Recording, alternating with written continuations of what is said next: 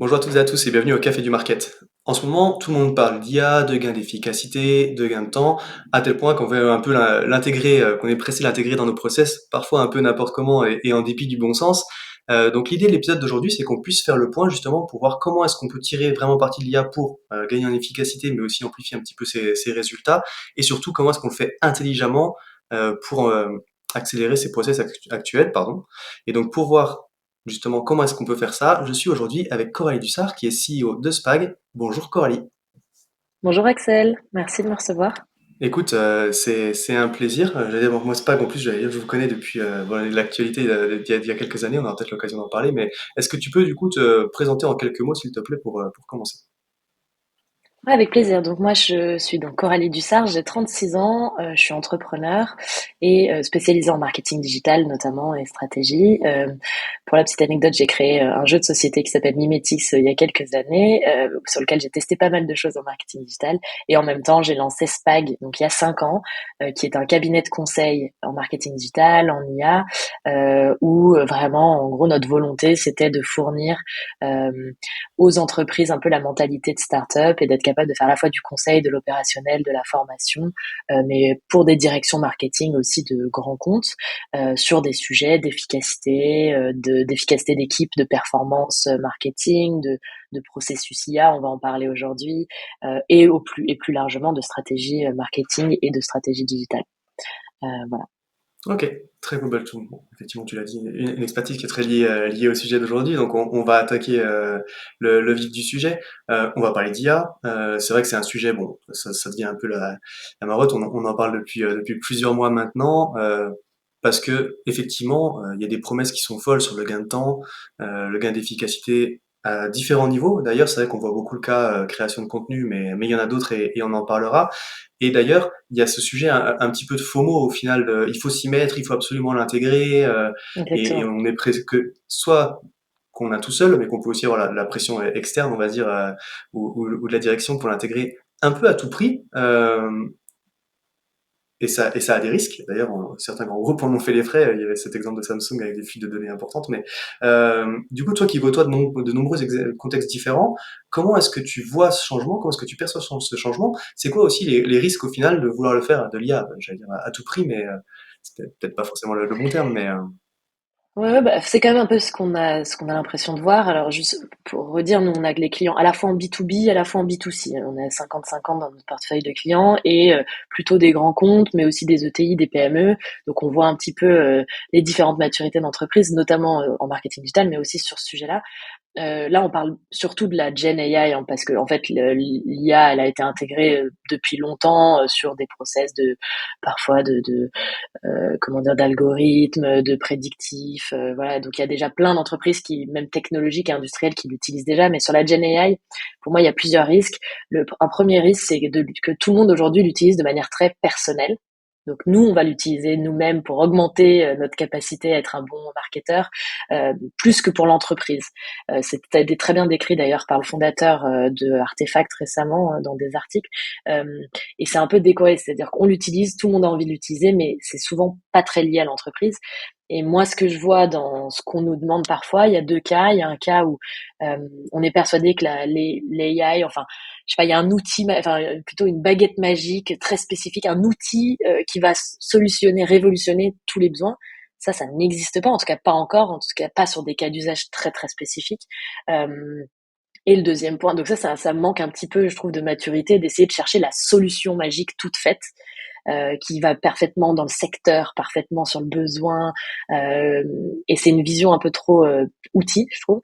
Et par contre, moi, ce qui est plutôt l'autre sujet, c'est que je vois beaucoup de, comme tu l'as dit, de clients à nous ou de prospects qui ont des pressions du CODIR, du COMEX pour intégrer l'IA, qui prennent le brief un petit peu light et qui le redonnent tel quel, mais sans vraiment réfléchir et sans vraiment eux le retravailler sur le vrai besoin, sans se poser la question du pourquoi, du but. Voilà, un peu déconnecté de la stratégie marketing globale, un peu en mode on m'a dit de mettre de l'IA et voilà, et donc on redonne ça aux agences ou aux cabinets de conseil comme nous, il me faut que je fasse de l'IA. Ok, mais du coup on est là, ça veut dire quoi en fait? Ça veut dire, et ils disent du coup j'ai besoin d'une solution Voilà, souvent, ça passe par la solution. Et je pense que quand le risque, en fait, quand c'est déconnecté de la stratégie comme ça, c'est qu'en fait, euh, c'est sous-estimer le temps d'intégration de l'IA. C'est-à-dire que l'IA, c'est comme un outil, c'est comme il y a quelques années, enfin, plusieurs années, mais quand les CRM sont arrivés, on s'est dit, c'est magique le CRM. Ben, non, ça demande un setup, une intégration, bien rentrer les données, un bon usage, une adhésion au process, au change management. Ben, c'est la même chose en fait. L'IA, ça doit être considéré comme un outil avec du coup de l'investissement ressources et temps pour l'intégration, le setup, puis faire voilà pour l'apprentissage de l'IA, il faut le nourrir, il faut bien le briefer, euh, voilà. Et donc je pense que ça c'est moi ce que je vois dans ce qu'on nous demande aujourd'hui, c'est très sous-estimé et c'est très en surface malheureusement. Donc j'ai un peu envie d'avoir cette aussi ce positionnement un peu de pédagogique parce qu'on peut pas aider nous si on ne dit pas des briefs plus clairs. Donc en fait notre rôle est d'aider à questionner et de justement de clarifier ce besoin qui souvent n'est pas très clair. OK. Et tu vois, du coup, tu as dit plusieurs choses effectivement qui résonnent parce que au final, un peu comme à chaque fois qu'il y a une avancée, qu'il y a un nouveau type d'outil qui sort, on pourrait parler de l'automatisation, de la prospection aussi, tu vois. Par exemple, je pense à tous ces logiciels d'automatisation où du coup ça a ouvert un peu les vannes et puis les gens se disent ah, il faut qu'on fasse ça, c'est un nouvel outil, il faut qu'on l'utilise, vas-y tiens. Et puis au final t'arroses n'importe comment et bon ça marchait un temps et puis ça marche pas forcément tant que ça Non, mais maintenant c'est aujourd'hui. exactement Mais ça. L'automatisation, je pense que c'est un des meilleurs exemples récents, peut-être plus récent que mon exemple du CRM, mais c'est ça, c'est automatiser ne va pas faire une bonne stratégie marketing d'outbound. C'est-à-dire que donc il faut bien repenser son positionnement, ses cibles, qu'est-ce qu'on va leur dire, et ensuite on essaye d'automatiser, de scaler. Bah c'est un peu la même chose avec l'IA. On peut pas juste se dire mettre de l'IA, ça va tout résoudre. Bah non, en fait, c'est vous en avez besoin pourquoi, à quel moment, dans quel process. Enfin, on va y venir un peu après, je pense, quand on va creuser, mais ça peut être utilisé pour plein de choses différentes. Donc c'est trop vague de dire qu'il faut mettre de l'IA. C'est comme mettre de l'automatisation, t'as raison, ça veut tout et rien dire. ouais, c'est ça, tu peux faire 100 fois zéro, ça fera toujours zéro, quoi. Si la C'est stratégie, ça, la si la base stratégie, la est base, elle est mauvaise. pas bonne, ouais. Exactement.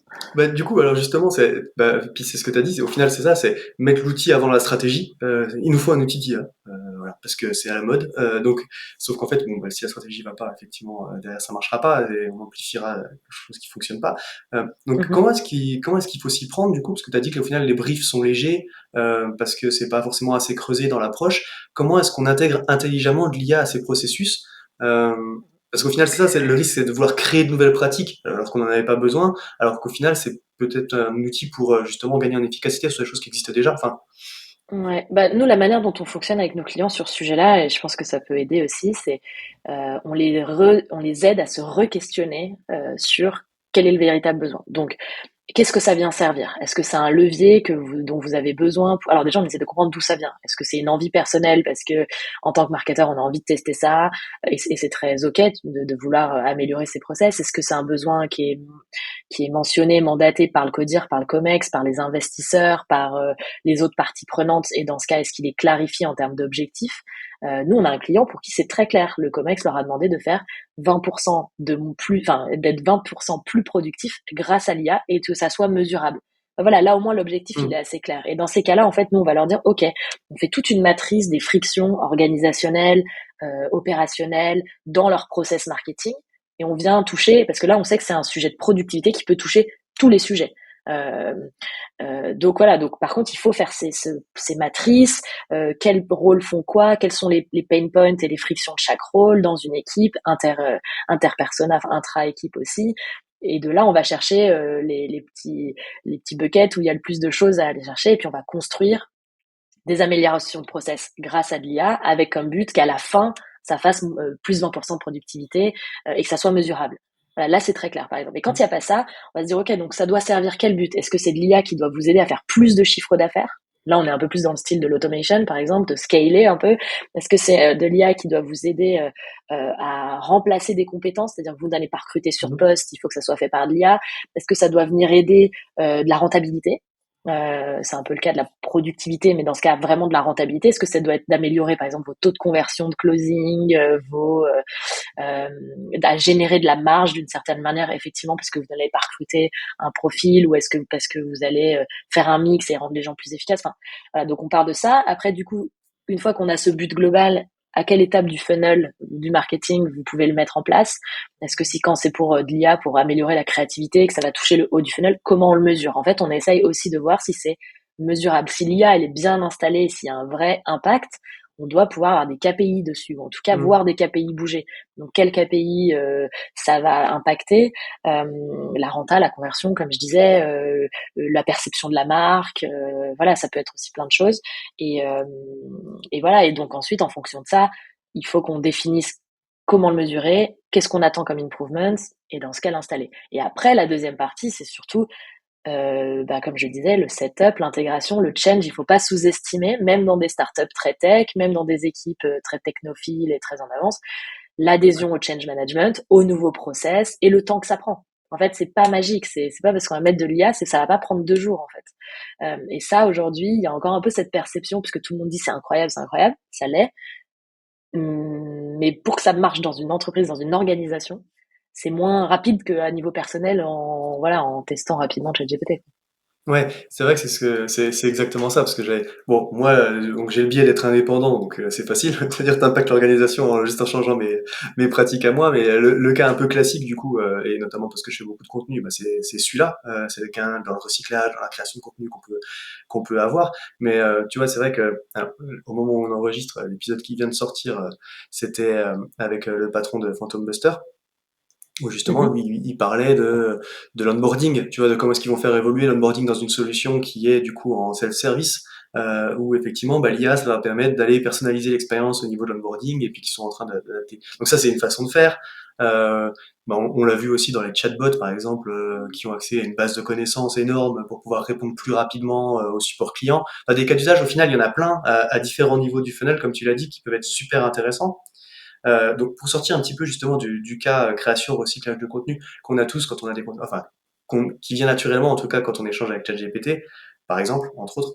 Euh, on en parlait quand on préparait l'interview. T'en as vu d'autres, des cas qui vont bien plus loin que ça. Est-ce que du coup, t'as quelques exemples comme ça un peu marquants qui vont justement plus loin dans l'intégration de l'IA? Ouais, qui sont alors j'ai 2 cas en tête qui sont vraiment, plus créatifs, donc ça, c'est assez sympa. Mais par contre, on les a vraiment pensés avec nos clients par rapport à un objectif. J'ai un premier client qui est, une grosse entreprise de services B2B, comme une ESN qui fait, 1,4 milliard de chiffre d'affaires. Voilà, ils sont dans plein de pays. On travaille avec l'équipe Marcom globale, donc, US, UK, France, et cetera. Et ils avaient un enjeu aussi comme c'est une ESN, de recrutement, enfin en tout cas de recrutement d'appartenance à la marque, parce que leurs consultants sont placés dans plein d'entreprises, donc un Marque sujet de employeur. marketing, mais marque employeur, employer branding.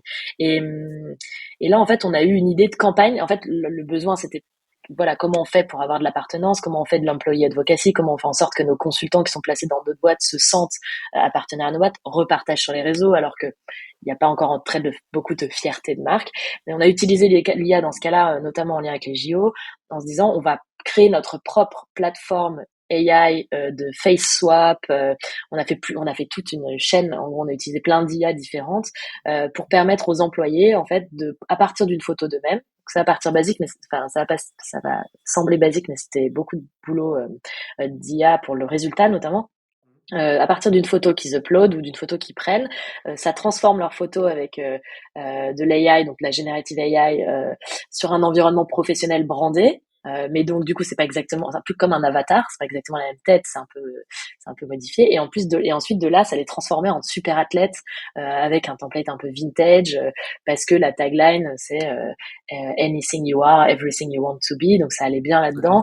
Euh, et donc, voilà, nous, on a passé 3 mois à traîner l'IA pour qu'on ait des résultats qui soient cohérents par rapport à l'image de la marque, pour que tout le monde s'y retrouve.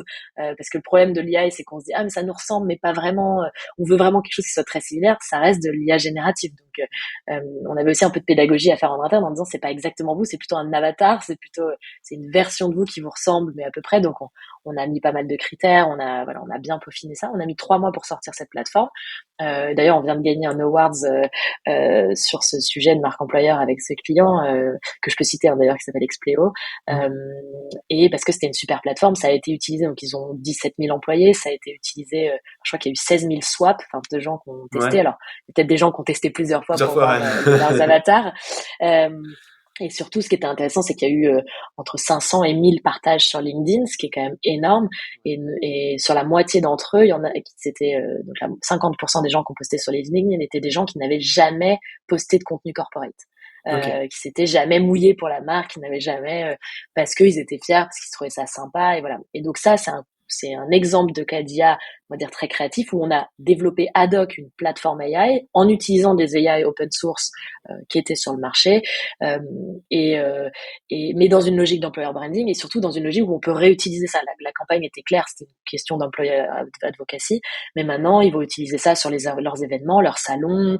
Euh, on va réutiliser cette plateforme dans voilà, sur de la génération de photos un peu corporate. Enfin, il y a pas mal de choses pour recycler. On a pensé cette plateforme pour que ça soit un usage un peu plus long terme que juste une campagne pour les JO, par exemple.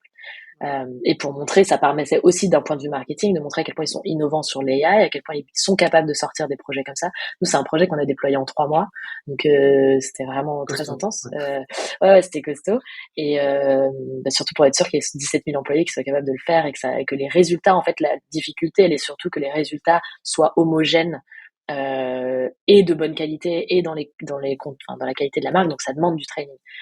Mais ils ont été top, à la fois les équipes légales, parce qu'il y a souvent des problèmes juridiques aujourd'hui pour créer des plateformes de ce type-là.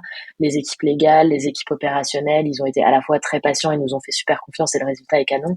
Mais c'est vrai que ça reste encore expérimental. Il n'y avait pas trop de cas, on n'a pas encore beaucoup de cas à montrer, donc c'est toujours Ouais. voilà. Et un C'est autre vachement. exemple qu'on a aussi, pardon, Non, vas-y. juste, ouais, j'allais rebondir parce que du coup, au final, c'est ça, c'est ce que tu dis là. C'est là où c'est vachement intéressant, c'est que tu dis, il y avait, encore une fois, c'est par rapport à ce qu'on disait au début, tu pars de la stratégie et de l'enjeu, et puis Voilà, t'intègres l'IA, c'est un outil, et du coup là, c'est son rôle d'outil pour atteindre un objectif particulier. Où là, tu avais un exactement, enjeu de marque employeur, de sentiment d'appartenance. Donc ça a exactement. permis de créer une animation, enfin une animation. Exactement, Je non, veux non, pas mais c'est une dégrader le travail activation, que on vous l'a avez appelé fait, mais une activation. Non, non, mais c'est ça, c'est un travail mais d'activation via de l'IA. Mais l'équipe com, branding, market n'est pas arrivée vers nous en disant on veut une activation AI. l'IA, Ils nous ont ouais. dit, au détour d'une conversation, ils nous ont dit on a cet enjeu d'employer branding et puis nous on a été créatifs, on a réfléchi, on a dit on a une idée, on peut faire ça et puis Hmm. après on allait chercher la technique, après on allait chercher les IA, on a fait travailler nos experts IA, on a des DA spécifiques IA qu'on bossait là-dessus.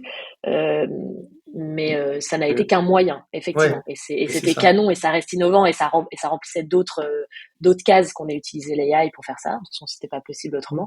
Mais c'était pas la volonté initiale. Enfin, c'était pas Ouais, le c'était brief. pas le but, c'est ça, c'était pas utiliser de l'IA quoi. Et du coup, ça a Exactement. découlé Ouais. sur effectivement déjà donc ce gros succès parce que ça a été utilisé par les employés qui ont posté sur les réseaux sociaux. Donc c'est la marque employeur, c'est la visibilité de l'entreprise.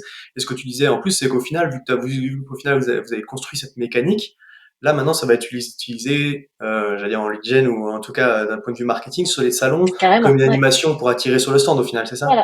Ok. Exactement, ouais, ouais, tout à fait. Et puis, je pense qu'on va pouvoir le recycler sur pas mal de choses. Mais d'ailleurs, si vous voulez aller voir sur LinkedIn, je crois que si vous faites hashtag Expléo Superstars, parce que c'était le nom de notre, vous allez voir tous les posts des gens avec leurs avatars qui ont brandé. Donc ça, c'est top. Un autre exemple que j'ai en tête, un peu similaire, qui part d'un besoin business, où au final, on a fait avec de l'IA, c'est on travaille pour un client B2C de mobilier extérieur, de jardin, qui nous ont dit on a un enjeu parce que de conversion. Nous, on les a aidés beaucoup sur du drive to store, des choses pour les aider à venir en magasin, parce qu'on sait qu'en Mhm. magasin, ça fonctionne. Et là, donc on avait gagné d'ailleurs un prix sur cette fonction Drive to Store, donc rien à voir. Mais on se disait comment on améliore la conversion en ligne. On peut pas faire que du Drive to Store tout le temps. Et il y avait en les faisant parler et en posant des questions, c'est aussi ça notre rôle, hein, de faire émerger des problématiques. C'était de se rendre compte que les gens ils avaient du mal à se projeter dans leur propre jardin parce que tout était toujours très beau sur les images, etc. Mais ils avaient du mal à imaginer si les fauteuils ça allait rentrer, ça allait pas prendre trop d'espace, si ça allait être bien avec le look and feel de leur jardin. Voilà. Et donc en fait, là où avant créer un simulateur 3D pour aller mettre, c'est très compliqué et très coûteux et très long en développement. On leur a développé et ça va bientôt sortir là une plateforme avec de l'IA où en fait avec une photo de prise du jardin.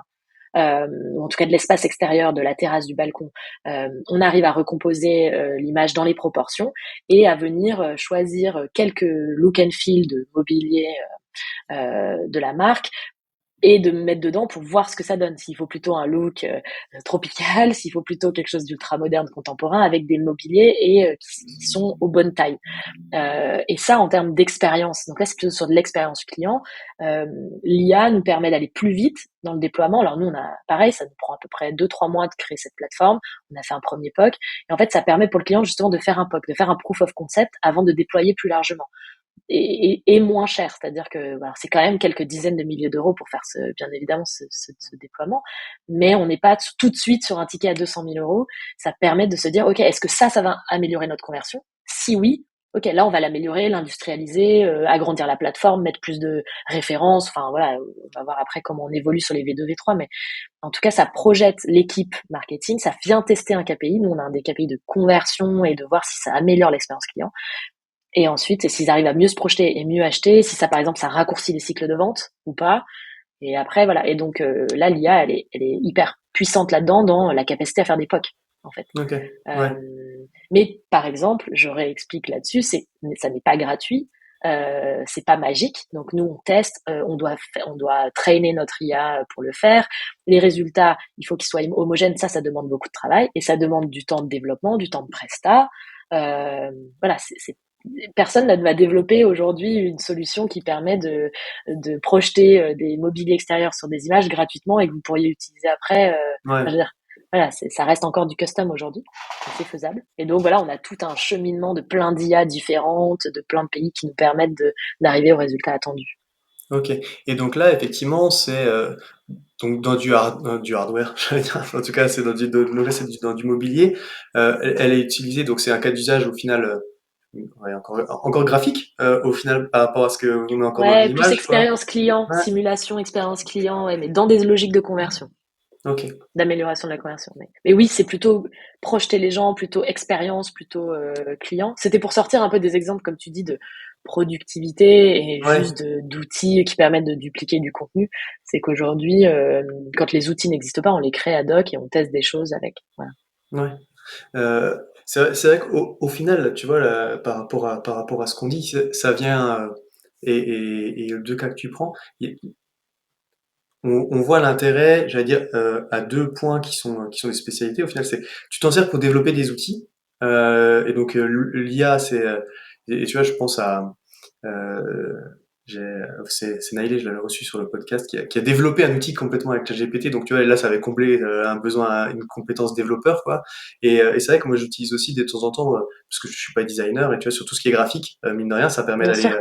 d'aller vachement loin. Attention, hein, parce que encore une fois, sans être un expert, cet aspect graphique, visuel, c'est vachement intéressant parce que c'est des compétences qui sont quand même, au final, même pour nous marketeurs, on a des équipes design, enfin, ça demande toujours de passer par des expertises qui sont par rapport à ça, et ça veut pas dire que ça va remplacer les designers, mais, cette puissance autour de l'image, elle est vachement intéressante, ne serait-ce que, tu vois, moi je l'avais utilisé avec un client pour faire des illustrations pour un site. Enfin, tu vois, ils avaient des photos en Mhm. fait de leurs employés qu'ils avaient pris dans d'employés d'utilisateurs qu'ils avaient pris en extérieur parce qu'ils montaient les projets, machin, hein. Et au final, ils n'avaient pas les droits forcément pour les utiliser. Mais on avait du coup l'ambiance, on avait enfin l'utilisation de l'outil et tout. Et donc, grâce à des IA, on a régénéré des images au final Mhm. libres, enfin libres.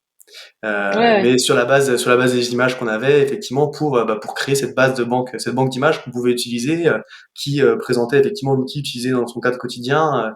Mais au final, c'était bon, des fausses personnes, quoi. Mais Ouais. ces cas d'usage graphiques, au final, enfin, ils sont ouf, quoi. Ouais, bah là, je vous invite à aller regarder, ça sera sur Natérial, le même mobilier d'extérieur, qui est une filiale du groupe ADO et Leroy Merlin. Je pense que le résultat est vraiment, enfin, pour l'avoir vu, c'est vraiment canon. Et ça paraît basique, on a l'impression qu'on aurait toujours pu faire ça, sauf que dans ces délais-là, avec ces coûts-là, en fait, non. Donc Ouais, c'est un énorme gain pour les équipes marketing. Ou alors ceux qui faisaient ces simulateurs-là avant, c'était des personnes qui avaient beaucoup de budget, beaucoup de temps, c'était des énormes projets, il fallait pas se planter. Là, on est vraiment dans une logique test and learn d'une expérience client avec de l'IA parce que ça permet de le faire à moindre coût. ouais, c'est ça qui C'est est pas dingue. encore accessible à tout le monde, mais oui, oui, Oui, mais c'est ça, ça t'a ouvert les portes au final, le truc qui était super complexe exactement. à mettre en œuvre avant, que tu es capable de sortir aujourd'hui Ouais. à moindre coût rapidement, quoi. Voilà. Mais il y a un coût et il y a Mais du il y a temps. un Voilà. coût, Mais mais il y a du temps. c'est vachement réduit. Voilà. C'est quand même ça qui est important. Yes. Du coup, finalement, tu vois, j'avais dit on le disait un petit peu, mais les dernières années, elles ont été mouvementées en termes d'innovation. Il y a l'IA, c'est un exemple de plus, mais on pourrait repartir effectivement d'automatisation et de toutes ces choses-là. Et les marketeurs, ils sont un peu toujours obligés de s'adapter, de faire sa veille. C'est ce qu'on essaie de faire aussi avec le podcast et de jongler Mm. entre, bah, tu vois, au final, ces enjeux d'outils et de productivité, et puis en même temps les besoins stratégiques auxquels ça doit être attaché pour que ça fonctionne vraiment. Euh, Vu que tu côtoies pas mal du coup de responsables d'équipe market aussi à droite à gauche dans différentes tailles d'entreprise, c'est quoi un petit peu les challenges que tu vois du moment des marketeurs? Ouais, c'est marrant parce que c'est un vrai sujet qu'on adresse aujourd'hui. D'ailleurs, on est en train de rédiger, on fait pas mal d'interviews dans la peau d'un directeur marketing et d'un CMO, plutôt sur des grandes entreprises qu'on va diffuser et qui nous permettent aussi de comprendre quels sont leurs enjeux parce qu'en fait, on se rend compte que la fonction de directeur marketing aujourd'hui, elle a changé massivement ces dernières années. Elle s'est extrêmement complexifiée pour plusieurs raisons. En fait, ben, déjà le contexte économique évolue, donc quand c'est tendu, finalement, le marketing aujourd'hui les gens prennent conscience quand il y a plus de leads entrant facilement que en fait le marketing a un vrai rôle, il devient un vrai rôle business. Enfin, il l'a toujours été, mais là au moins il est mis sur le devant de la scène et donc en fait on demande des comptes au marketing beaucoup plus précis qu'avant. D'un autre côté, beaucoup Euh, plus limité. et donc voilà, on leur demande de faire plus avec moins, donc moins de ressources à la fois budgétaires et people. Donc en fait, ça met énormément de pression. Et en fait, les directions marketing se retrouvent un peu avec deux clients le client interne, leur comex, leur codir, et les équipes, voilà, avec qui, les équipes même commerciales, avec qui, pour qui ils doivent générer des leads, et puis leurs clients externes, qui sont les clients de la marque, enfin de l'entreprise. Euh, et donc en fait, déjà jongler entre ces deux choses, c'est pas si évident. Et on demande aux directions marketing aujourd'hui d'être à la fois stratège, euh, stratège marketing, technique. Il faut être beaucoup plus technique et beaucoup plus précis, analytique, voilà, parce qu'il faut aller chercher des chiffres, il faut justifier. Et puis on a l'impression aujourd'hui qu'on peut quand même avoir des chiffres sur tout. Il y a quand même ces enjeux d'attribution, c'est toujours pas très évident de tracking, mais comme on peut mesurer beaucoup plus, mais on peut pas tout mesurer non plus, et du coup on demande quand même beaucoup de transparence et d'être aussi manager, parce que derrière il faut faire fonctionner des équipes, et souvent c'est sous-estimé. Et c'est difficile, en fait, c'est un peu un mouton à cinq pattes. Alors, j'ai quatre compétences, mais bon, Ouais. globalement, il y en a cinq, quoi. Euh, et donc, c'est un rôle qui devient politique, qui l'est de plus en plus. Et puis, on a aussi cette particularité quand on fait du marketing, que tout le monde étant consommateur, tout le monde a son avis sur le marketing. Tout le monde a l'impression de savoir faire. Euh, donc à la fois on demande d'être plus technique, mais à la fois on donne son avis parce que nous on n'aime pas le rouge et qu'on pense que c'est pas le mot qu'il faut utiliser ou c'est voilà. Ouais. Donc J'ai mon faut être neveu très qui bon, fait hein, du faut dessin, si tu veux. voilà, mon avis, ça a bien fonctionné. Puis lui, il automatise tout et ça cartonne, donc faut qu'on fasse la même chose. Euh, voilà, et donc ça, c'est super compliqué. C'est pour ça que je dis qu'il y a deux clients aux directions marketing. Maintenant, il y a le client interne et le client externe. Euh, un des plus gros challenges que voient nos clients et les directeurs marketing avec qui on travaille, à tout type de maturité d'entreprise, hein, c'est quand même plutôt des entreprises solides avec des équipes, etc. C'est le temps. Il leur manque le temps aujourd'hui, c'est le luxe du métier de directeur marketing, c'est-à-dire le temps de prendre du recul, le temps de pouvoir tester et implémenter et prouver certaines stratégies. En fait, on leur demande d'aller très vite, d'avoir des résultats très vite. Or, comme pour tout, et surtout en marketing, il y a des choses qui s'installent dans le temps, qui prennent du temps pour avoir des résultats, à la fois côté campagne, à la fois côté relation. Moi, je défends ça aussi quand on a un cabinet de conseil aussi, c'est dans les relations durables que se créent vraiment des bonnes choses. Là, je parlais des cas qu'on a gagnés, des awards qu'on a gagnés, c'est des clients avec qui on travaille depuis au moins 3 ans. Et à force Mhm. de bien les connaître, de connaître leur marque, on pense à cette activation IA qui va fonctionner. Euh, ouais, et ça demande quand même de la longévité à la fois voilà sur les équipes, sur les process, sur les tests. Euh, et je pense qu'un des gros changements qui est en train de se produire aujourd'hui, c'est qu'au même titre que les CEO, enfin les C-level des Comex et des Codir qui eux prennent des cabinets de conseil en strat pour se faire conseiller des McKinsey, des BCG, des Bain, etc. Je pense que la fonction marketing aujourd'hui, elle est tellement complexe et pivot, enfin elle est pivot dans le fonctionnement que les directions marketing doivent aussi se faire accompagner de sparring partners qui doivent justement les aider stratégiquement à prendre ce recul-là, à gagner du temps, à bien justifier leurs actions et à les aider sur le côté à la fois politique interne et performance externe, quoi. Donc ça c'est un peu nous le truc pour lequel on se bat et c'est là où on se trouve, enfin les bonnes équipes marketing très performantes, bien organisées, avec les bons process qui sont capables d'intégrer de l'IA, d'être innovantes, etc. c'est des équipes qui sont bien menées parce que le dirigeant, enfin en tout cas le dirigeant de l'équipe, le directeur marketing, arrive à se faire accompagner, à se faire conseiller, à prendre le temps, à investir et à justifier ses budgets. Enfin voilà, donc il y a quand même ce sujet-là. Donc moi je dirais que le temps, prise de recul, conseil, c'est un peu les pour éviter de se disperser de la même manière pour rejoindre le début de notre sujet sur de l'IA. Il nous faut de l'IA, il faut qu'on automatise, il faut qu'on prenne cet outil. Et là, après, ça fait des stratégies hyper éparses, pas du tout cohérentes et qui s'installent pas dans la durée, en fait, ni dans des résultats dans la durée. Mais je pense qu'il y a, et au final, ce qui ressort aussi un peu de ce que tu dis là, tu vois, c'est un sujet dont, enfin, bon, bref, on a déjà aussi parlé sur le podcast et dont on parle régulièrement. Au final, c'est sur la J'imagine. valorisation du marketing en interne. C'est-à-dire C'est le gros sujet. on se concentre toujours sur l'externe, effectivement, à générer des leads parce que c'est le métier, on va dire au final. Mais mais assez peu en interne, même quand on a des très bons résultats, alors qu'au final, ça demande de faire de la pédagogie, d'expliquer pourquoi on le fait, de partager un peu les actions, les impacts que ça peut avoir, et c'est ce qui permet déjà, j'allais dire, d'avoir du buy-in Ouais, quand on a bien sûr. besoin de ressources en interne ou d'experts ou de choses comme ça, de gens pour participer. Et puis c'est ce qui permet aussi peut-être dans les périodes comme on est en train de vivre, qui sont mouvementées, on va dire, à la fois économiquement et puis technologiquement, euh, de pas avoir besoin de faire de pédagogie à ce moment-là. Enfin, je veux dire, quand Hmm. tu dis de prendre le recul, de travailler sur le temps long, c'est pas Ouais, maintenant quand c'est la panique qu'il faut expliquer qu'en fait le marketing, c'est ça. il y a cette notion de temps long, quoi. Même si malheureusement, je pense que c'est un travail un peu de fond, hein. Il va Ouais. falloir toujours constamment justifier. Il y a un peu ce besoin constamment de justifier sur le marketing, et en même temps que prendre la pression de devoir générer des leads et donc d'être au début du réacteur sur cette partie-là. Mais je suis tout à fait d'accord avec toi. C'est plus facile d'expliquer en amont et voilà. Et puis surtout, l'autre sujet, c'est l'hybridation des équipes. En fait, quand on te demande de faire plus avec moins, pardon, c'est tout l'inverse. Il y a un moment, Faire moins avec plus, il y en a pas mal qui prendraient non, peut-être. non, c'est ça. Faire plus avec moins, il faut être capable, pour autant, de pas s'éparpiller. Tu vois, le côté de prendre un freelance par-ci, un outil par-là, de l'IA par-ci, etc.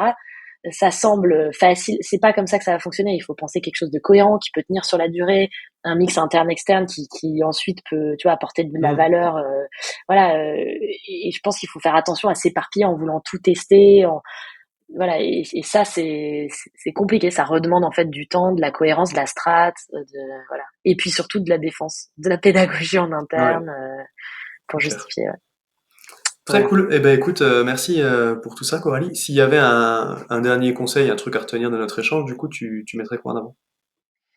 Le sujet étant principalement l'AI et la Gen AI et leur usage en entreprise, moi je dirais formuler des briefs clairs et précis sur votre besoin, ça va vous aider à clarifier ce que vous voulez faire avec l'AI, sans passer par ce qu'il vous faut, sans commencer par vous dire il me faut une solution qui fait ça. C'est à quoi ça vient répondre, comment je peux le mesurer, quels sont les KPI que je vais regarder et qu'est-ce que j'en attends. Et de là, en fait, ça va venir ouvrir beaucoup plus de portes, potentiellement des mix entre des ressources et de l'AI et de l'outil, du process, de la réorganisation. Enfin, l'AI n'est pas forcément la solution, ça peut être un moyen, mais couplé à d'autres choses. Euh, donc, des briefs clairs et précis en repartant du besoin. Ça, je pense que de la strat, ça c'est clé. Et puis aussi, ne pas sous-estimer que de l'AI comme un outil, ça demande du setup, du change, un peu de temps, de l'investissement, que c'est pas gratuit. Donc, c'est pas magique. Voilà.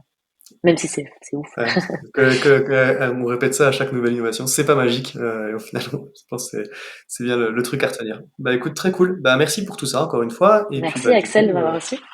je te souhaite maintenant une bonne journée. Merci à toi aussi, bonne journée. Salut. Bonne journée à tous.